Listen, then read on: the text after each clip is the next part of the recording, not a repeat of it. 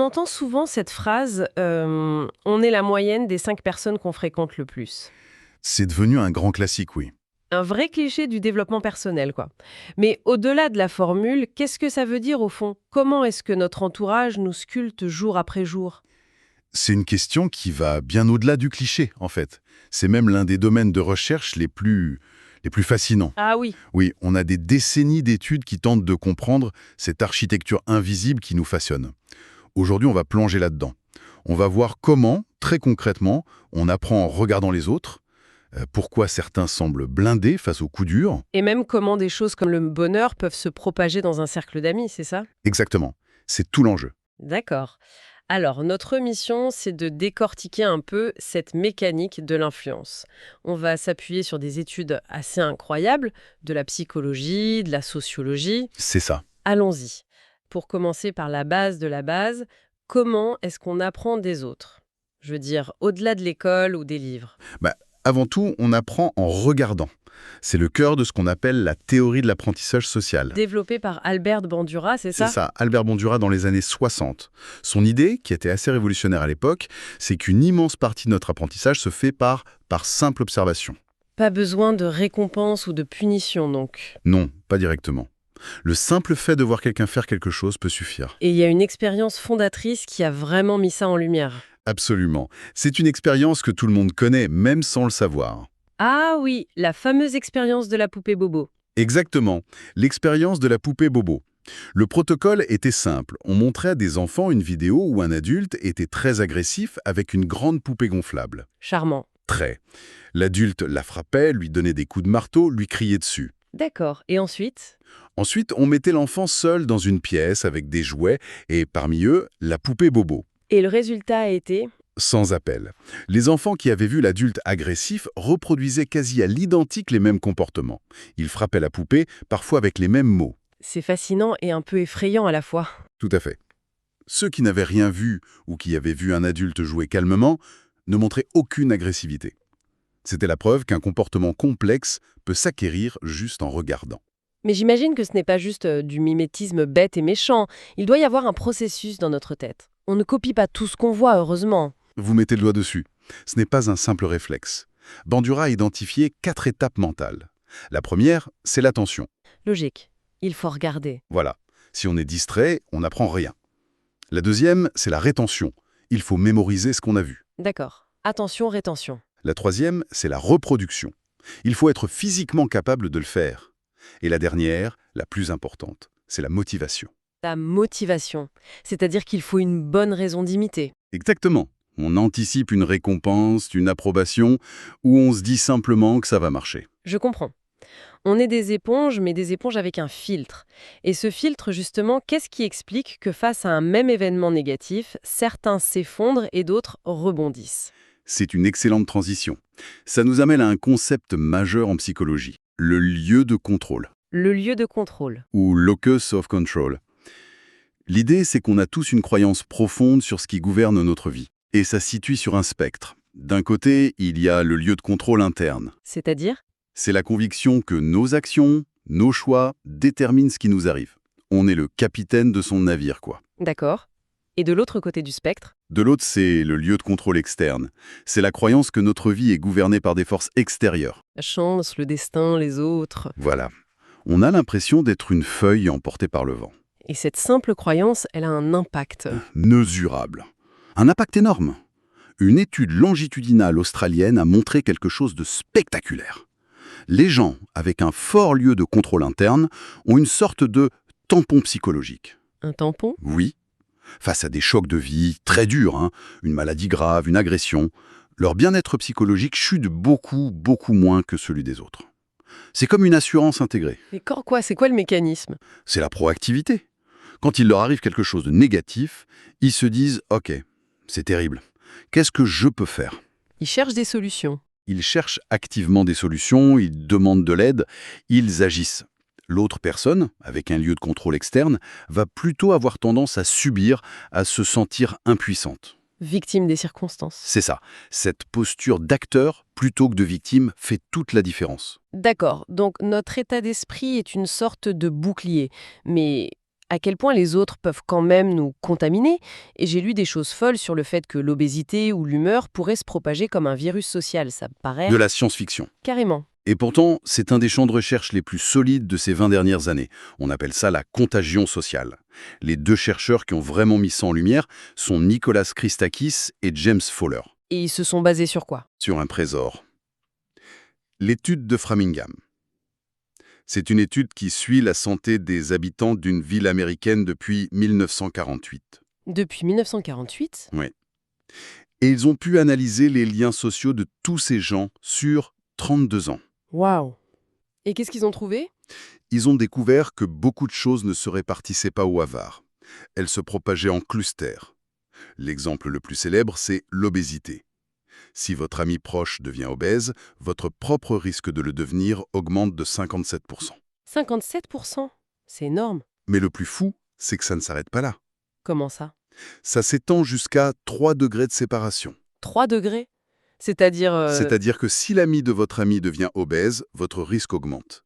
Et même si l'ami de votre ami devient obèse. Une personne que je ne connais absolument pas. Exactement. Votre risque augmente toujours. Et ils ont observé ça pour le bonheur, la solitude, l'arrêt du tabac. Alors là, je dois avouer, je reste un peu sceptique. Comment on peut être sûr que c'est pas juste que qui se ressemble s'assemble? C'est la critique la plus importante. Et vous avez 1000 fois raison de la soulever. C'est la distinction entre contagion et homophilie, la tendance à se lier à ses semblables. Voilà.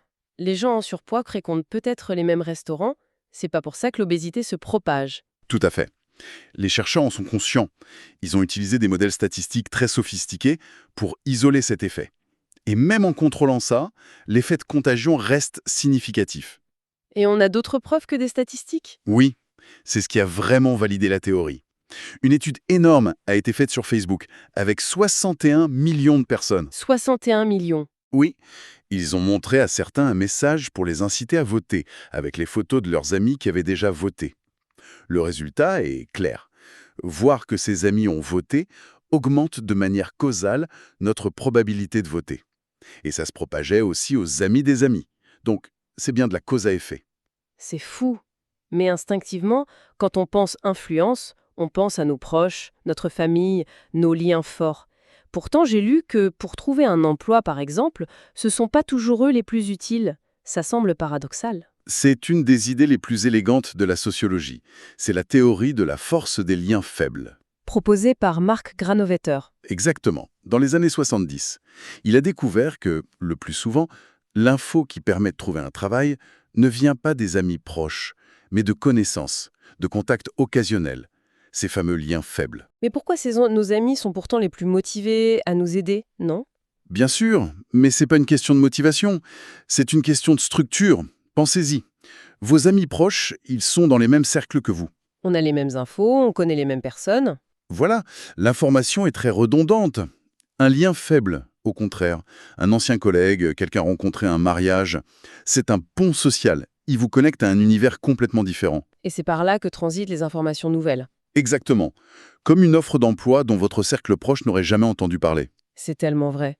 J'ai trouvé mon premier appartement grâce au cousin d'un collègue que j'avais vu une seule fois. Un lien ultra faible. Mais est-ce que cette théorie, elle tient encore à l'ère de LinkedIn? Elle n'a jamais été aussi pertinente. Elle a été validée de manière spectaculaire récemment. Ah oui, Une expérience gigantesque sur LinkedIn. 20 millions d'utilisateurs sur 5 ans. Ils ont modifié l'algorithme pour renforcer soit les liens forts, soit les liens faibles. et le résultat? Le résultat a confirmé la théorie au-delà de tout doute. Les liens les plus faibles étaient, de loin, les plus efficaces pour trouver un nouvel emploi. C'est incroyable. Et ils ont pu affiner ça? Il y a un type de lien faible idéal? Oui, ils ont trouvé une sorte de sweet spot. Ce ne sont pas les liens extrêmement faibles qui sont les plus utiles, mais les liens modérément faibles. C'est-à-dire des gens avec qui on partage... Une dizaine de contacts en commun, à peu près. Assez éloignés pour apporter de l'info nouvelle, mais assez proches pour qu'il y ait un minimum de confiance. C'est la zone la plus fertile. Ok, c'est passionnant. On a parlé d'apprendre des autres, de résilience, de contagion. Si on prend du recul et qu'on regarde une vie entière, quel est le bilan vrai? Qu'est-ce qui compte véritablement au final pour être heureux et en bonne santé? La réponse à cette question, c'est peut-être la plus belle leçon de toutes ces recherches. Elle nous vient de la plus longue étude jamais menée sur la vie humaine. L'étude de Harvard sur le développement adulte? C'est ça, un projet monumental. Ils ont commencé en 1938. Ils ont suivi la vie de plus de 700 hommes, puis leurs familles, pendant plus de 85 ans. Plus de 85 ans. C'est une vie entière de données. Après avoir accumulé toutes ces informations, qu'est-ce qui en ressort? C'est quoi la grande conclusion? La conclusion est limpide, et le directeur actuel de l'étude la résume en une phrase. Une bonne vie se construit avec de bonnes relations. C'est tout. C'est tout, de tous les facteurs qu'ils ont mesurés, la richesse, la célébrité, le QI, le prédicteur le plus fiable du bonheur et de la santé à 80 ans, c'était la qualité des relations sociales. Attendez, ça me dépasse. Vous voulez dire que bien s'entendre avec ses proches a plus d'impact sur la santé physique que le cholestérol? C'est exactement ça. Le mécanisme principal, c'est la régulation du stress. Des relations chaleureuses et solides agissent comme un tampon. Quand on a une difficulté, si on sait qu'on peut compter sur quelqu'un, notre corps se calme plus vite. Il ne reste pas en état d'alerte permanent. Voilà, moins de cortisol, moins d'inflammation chronique. L'étude a montré que les gens les plus satisfaits de leur relation à 50 ans étaient les plus en forme à 80 ans. Et à l'inverse, la solitude? À l'inverse, la solitude tue. C'est ce que l'étude montre de la manière la plus crue. La solitude chronique est aussi toxique que de fumer un demi-paquet par jour. C'est terrible. Les gens seuls ou malheureux dans leur relation voyaient leur santé décliner plus vite, et leur cerveau aussi. Leur fonction cognitive se dégradait plus rapidement. Et ce qui est crucial, ce n'est pas la quantité d'amis, mais la qualité perçue de ces relations. La chaleur, la confiance. Exactement. Ce qui émerge de tout ça, de Bandura à Harvard, c'est une image incroyablement cohérente. On n'est pas des îles. Notre environnement social, c'est une partie active de ce que nous devenons. C'est tout à fait ça. De la façon dont on acquiert nos premiers comportements, à la manière dont l'humeur de nos amis se propage, tout est interconnecté. Et l'étude de Harvard le confirme. Prendre soin de ses relations, c'est prendre soin de soi, au sens le plus littéral. Et ça nous laisse avec une dernière réflexion, peut-être? Si notre environnement social a un tel pouvoir sur nous qu'il peut influencer notre poids, notre bonheur, notre espérance de vie, ça nous place face à une question vertigineuse. Laquelle? Dans quelle mesure sommes-nous les architectes de notre propre vie et dans quelle mesure sommes-nous simplement le reflet des mondes que nous choisissons d'habiter?